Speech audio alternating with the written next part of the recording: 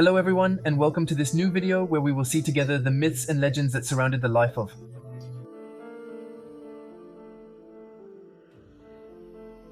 Francesco Parrone was born in 1897 into a small family of Italian peasants. From an early age, an event will change his life, and from the age of 5, he begins and recounts having visions of Christ. Then as he grows up, he will also report seeing apparitions or even hearing voices. For Francesco, who is very religious, his visions would have nothing abnormal. They will even push him to become a priest in a convent. Only 23 years old, he will decide to become no respite O, and at that time, his visions do not leave him anymore. He reports having more and more regular. However, most of his colleagues will remain very bad.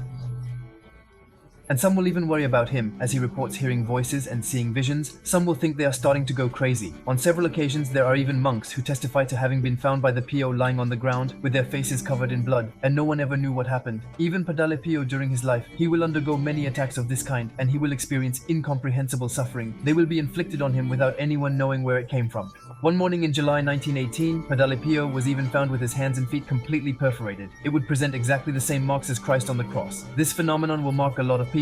It will make a lot of talk in the media. There are many people who will get close to Padre Pio during his life, and they will try to determine if it is a hoax or a real mystery fact. The Vatican will even go so far as to send 4 doctors to check the wounds of Padre Pio. They managed to check, they looked the fold, and they managed the phenomenon. They succeeded in demon, and that the phenomenon, and that the wounds seemed real, with blood frequently flowing from his hands, unable to heal. Despite their investigation, no rational explanations were found. Many other studies noted his body temperature could reach 48 degrees, which is abnormal and unnatural. Testimonials speak of unusual occurrences and unexplained phenomena, all contributing to his mysterious nature.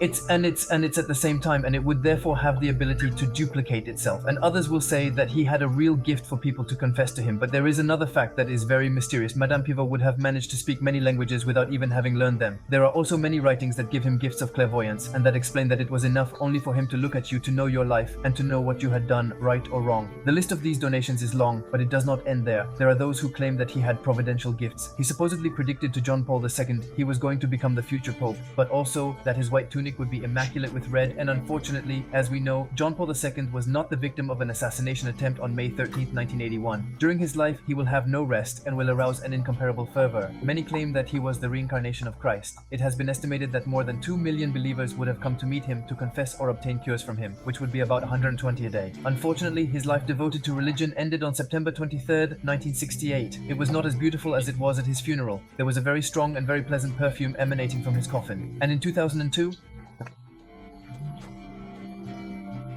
the Padre Pio was canonized, becoming sympathetic to the Pio thanks to the will of Pope John Paul. That's the end of this episode. I hope you enjoyed it. Feel free to tell me in the comments, and if you have other topics like that, you want me to cover it in my next videos. If you are interested in myths and legends, you can always go see my other episodes. You can of course like, share, and subscribe, and see you in a future video. Who was gone fire? Peace out.